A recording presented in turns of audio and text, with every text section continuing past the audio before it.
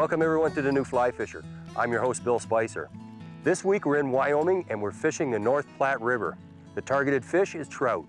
Joining me today is Jason Ostrander of North Platte Lodge, and we're going to be nymphing. Like always, we'll explain all the equipment, we'll explain the flies and the technique. It's going to be a great one, so sit back, we'll be right back.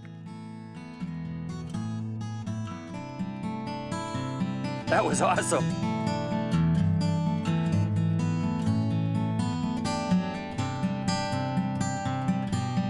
Let's go back to live another day. Good job. Oh, baby. Look at that fish.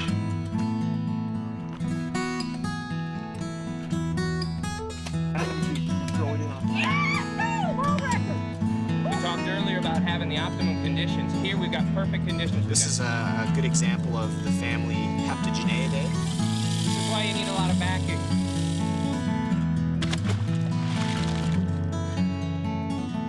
The New Fly Fisher was made possible thanks to Ontario, yours to discover, Scientific Anglers,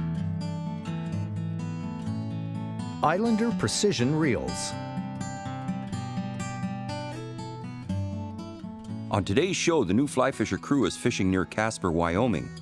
This extremely rugged and beautiful area is home to the North Platte River. This river is known for its wild rainbow, cutthroat, and brown trout, and is considered one of the premier rivers in the western United States. Joining me today is North Platte River Lodge guide Jason Ostrander. With his expert advice, I hope to sample some of the arm-tiring action these fish can give. I had that 4 come back and hook them. Then with the boat, be a little sneakier. It was closer to like that point there that they were rising there.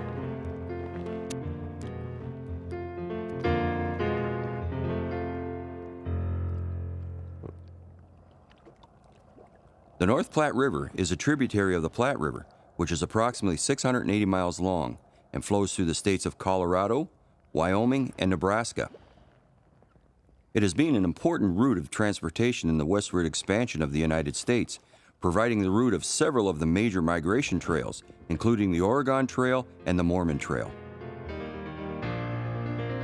Fishing without indicators here?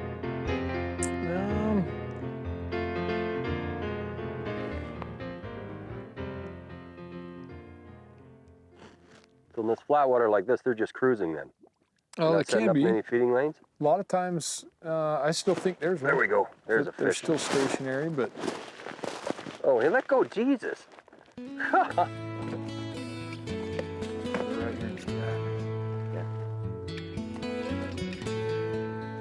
Another good fish, yeah. All right, get him on the reel. soft, subtle, subtle, subtle. Yeah, that one was definitely a subtle Super take. subtle. We're in a little slower water, and we really had to watch the indicator on this one. It just slightly moved, and that's when I set the hook. Now, as I was saying before, and he let go. I'm having a little trouble with this rod. I'm gonna change my rod up later on today and put a number 6 weight on. I got a number 5 on right now. I think it's a little bit soft. I'm not able to set the hook hard enough for the fish right now, and I've lost quite a few.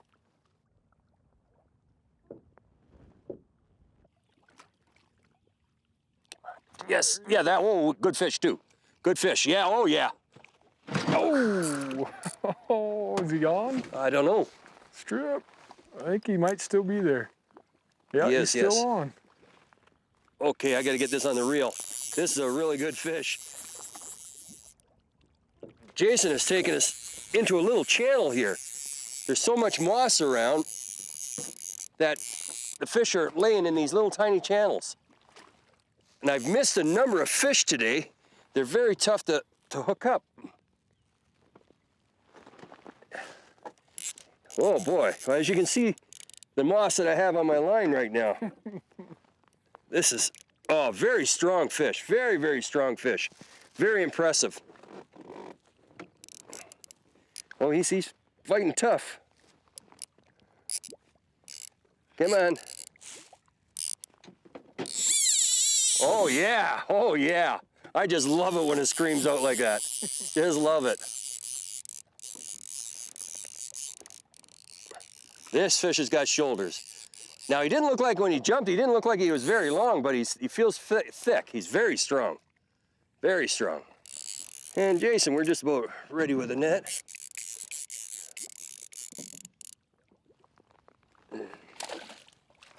Let's get him up here. And yes, sir, very nice.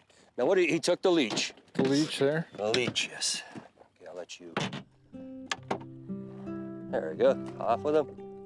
Very nice fish. What, about 16, 17 inches? Nice fish we got.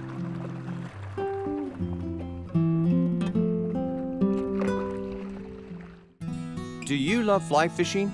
Are you wanting to learn how to fly fish? Then subscribe to the New Fly Fisher online magazine. It's free. Each issue is filled with great stories, information on techniques, tackle, and fly patterns. You can view this magazine on your personal computer, smart tablet, or other device. Each issue contains great stories, photography, and instructional video. To subscribe, go to www.thenewflyfisher.com. The advantage of taking a float trip is the availability of many areas where you may get out of the boat and fish the different runs more thoroughly. Here, Jason suggests we wade this spot with good results. How'd you pick that up? Just quartering the cast upstream and across and keeping my line real tight, mending downstream, and almost took it. I don't think the flies even got to the bottom. Yeah? Oh, good take. It come up pretty quick there. It looks like a decent fish. Oh, yeah. Oh, it is a good one. It is a good one. Now I'll get out of your way so you can fight it. Took the dropper. Yeah, he took the dropper, and that's your tiny fly, right? Well, again, I just tied that on. I just switched. Now here you got to be careful, I guess, with the moss and how you're going to fight this fish. Yeah, that's for sure. Trying to keep them out of that sometimes.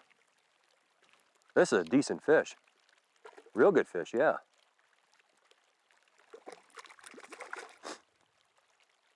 Now we don't have to go too tiny on the tippets on this. We're at 3X tippets right now. So the fish aren't leader shy, that's for sure. Oh, this is a good fish. Very nice rainbow. And notice if you turn the fish upside down, it calms down. Good point. Yep. Pop Very right nice, out. very nice fish.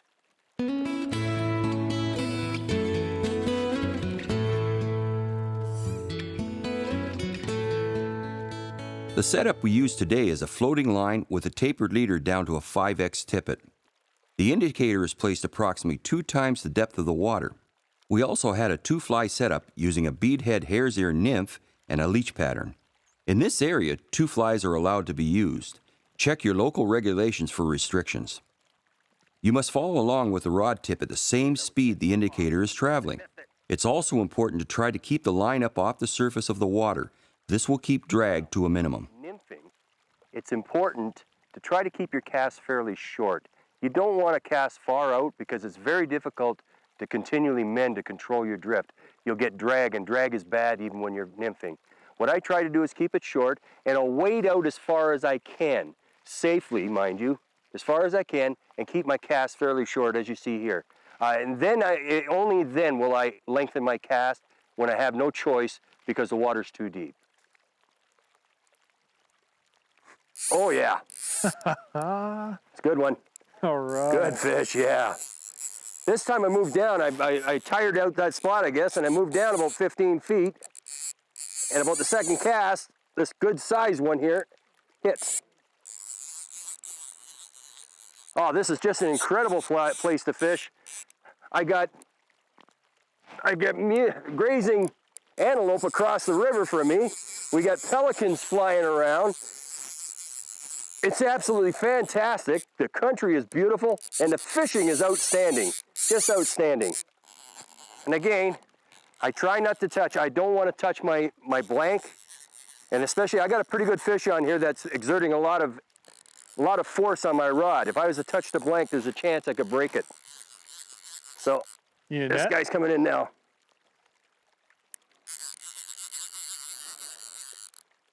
Whoa, away he goes again. He's staying down. He's staying down. I don't know what that indicates here, but back home that indicates a brown trout. Whether that's the case here, I haven't got a look at them yet.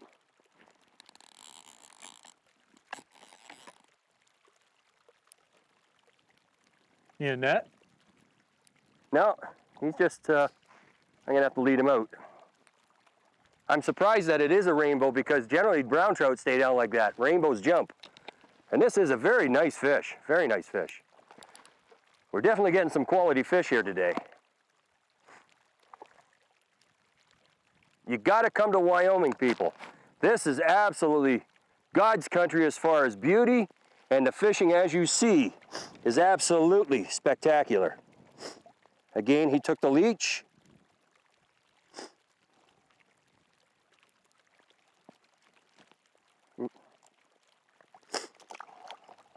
And away he goes. Nice fish. That wasn't exactly the kind of release I wanted, but the fish is fine. And again, you gotta come.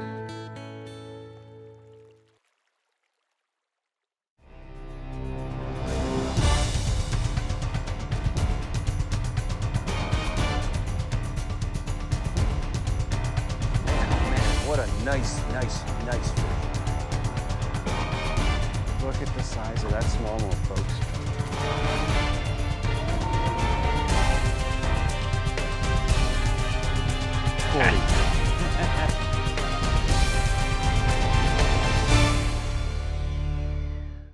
I was dead drifting. I was trying long casts, and I was not having much luck. We got we got a double header on here.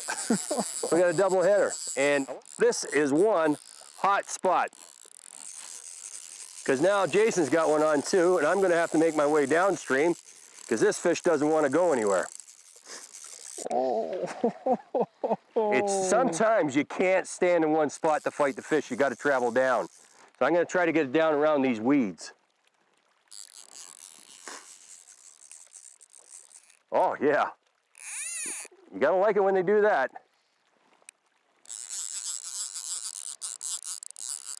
This is just a great spot. Oh man. The nice thing about floating down a river like this is you can stop in these hot spots like this and get out and nymph, which is one of my favorite forms of fishing.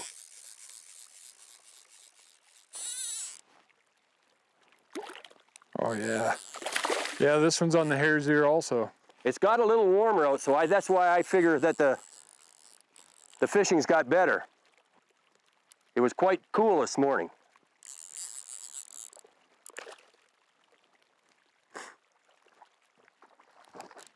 Sometimes you get a hook that just won't come out and you just use the forceps, just give it a little pop and she'll come right out of there. Now these are very, very nice fish. Oh, here's a cutthroat. And again, turn the fish upside down, they relax. I can pop the fly out quite easily.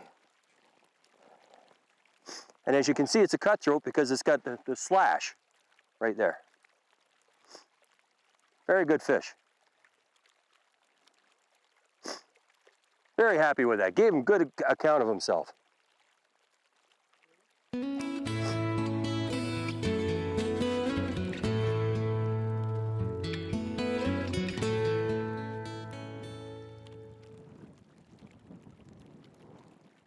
Now, Jason, let's talk a little bit about equipment. Now, I had a bit of a problem this morning. We originally wanted to do some dry fly fishing, and it turns out that that wasn't going to happen. The weather didn't allow us to have any dry fly fishing, so we decided to nymph.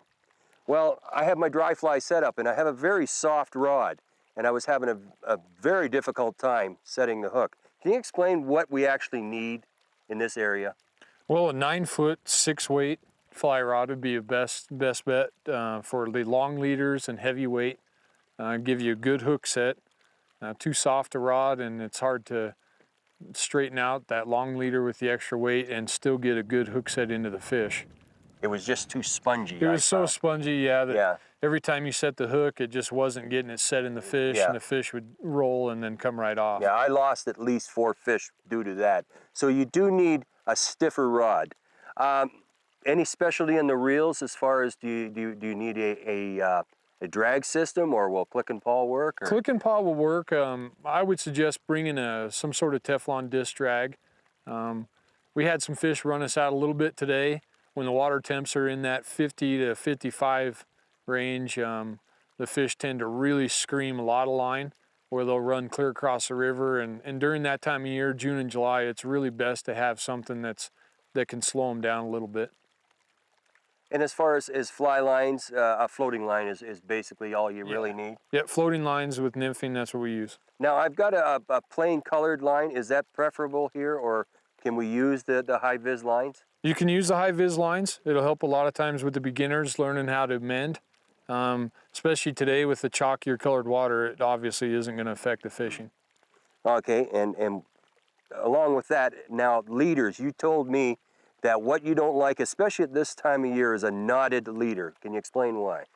Yeah, I don't like a knotted leader this time of year. There's a lot of moss, a lot of floating algae in the water, and a knotted leader tends to grab more moss.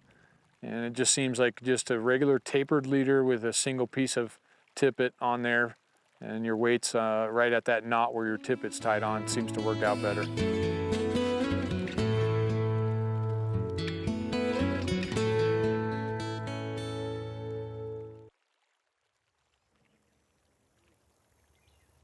Well, Jason, let's talk a little bit about the flies we used today.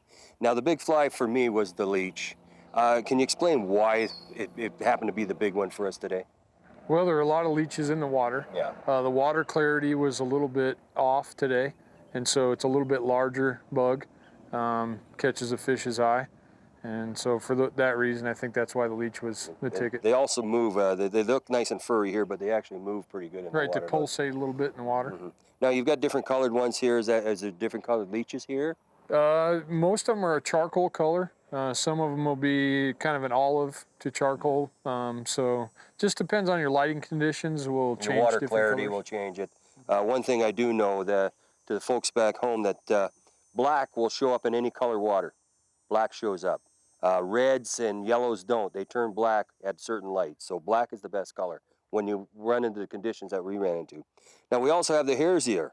That worked today. Any particular reason why? It could be taken as a scud. Could be taken as an emerging caddis. It could represent a lot of things. A hare's ear is an ancient old pattern that's worked for a long time. It's just an old standby, isn't Yeah, it? Yes. it Any other patterns that we might want to think about when we come to Wyoming? As far as... When you come out, you definitely want a good supply of scuds, midge patterns in black and olive. A lot of scuds though, of various colors. Yeah. Pheasant tails, anything like that? Pheasant tails work. Yeah. Not really princes, but prince nymphs are a decent pattern in waters around here. Now I'm noticing that our leech patterns and our hare's ear are on the small size compared to, I'm from the east in Ontario. We usually fish them much bigger, so they're much smaller here. Is that a benefit here, or can we go bigger? Or? You could go bigger. We try to match pretty much what's in the natural leech, and most of the natural leeches are about the length of your pinky, real thin. Yeah. They're not big like a lot of the lakes back in Minnesota where they get real big. Right. Yeah, the weather here in Wyoming can change on a dime. 1 minute you could have sunshine. I've seen days where it literally is sunshiny, rainy, sleet and snow, and then sunshine again, all in the same day. So you want to come out prepared with the right kind of gear. Make sure you bring some warmer clothes also, even in the summer months. But and that can affect the fishing. Sometimes, you know, the weather comes on and it turns the fishing on, and like this morning it was a little slow to start, and then it gradually picked up as the day went on. But we have ways to get you in and out of the weather, and it's nice that we can get off and wade fish in case the weather does get pretty bad for drifting.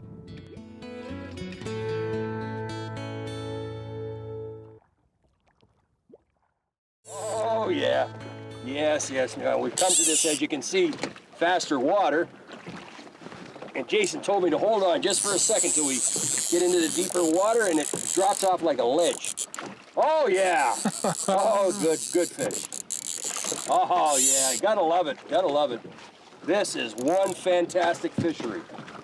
Just one fantastic fishery. Looks like a cutbow, real dark. The expert instruction I'm getting off of Jason is just incredible. Anybody that would feel intimidated by this kind of fishing shouldn't. The instruction is just incredible. Oh. He wants to go down bad, doesn't he? Yeah. Oh, yeah. Oh.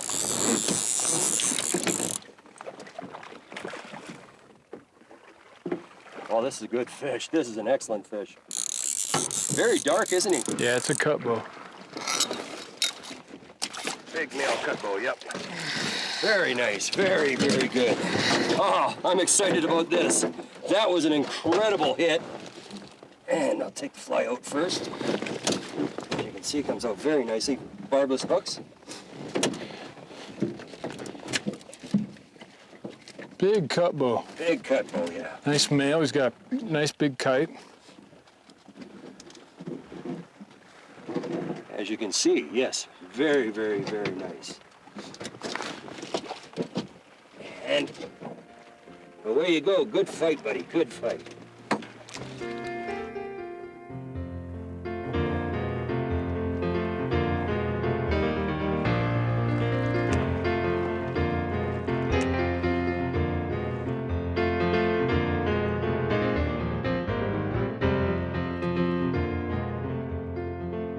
There we go, fish on. Oh yeah, good one too. Fish on, all right. I've got a good fish on, folks. We're drifting a fairly even flow here. You can't really pick out where the seams are or anything. But Jason's holding us nicely in here, and I was just trying to keep as steady a drift as I could get without using any drag. And I've picked up a pretty decent fish here. We're fairly deep. We got about 6 feet between the indicator and the split shot.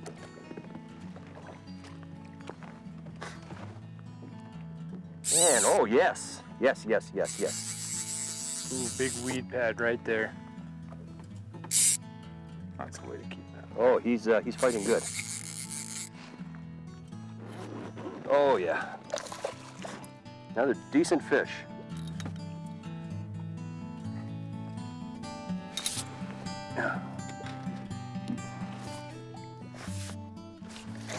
And we got him. Very nice.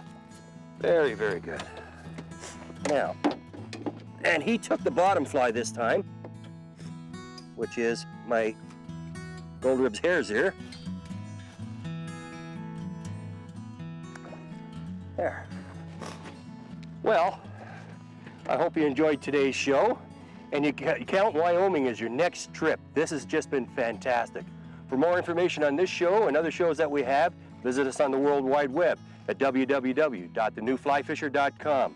On behalf of all of us at The New Fly Fisher, thanks for joining us. Tight lines, we'll see you next week. The New Fly Fisher was made possible thanks to Ontario, yours to discover, Scientific Anglers, Sage Fly Rods,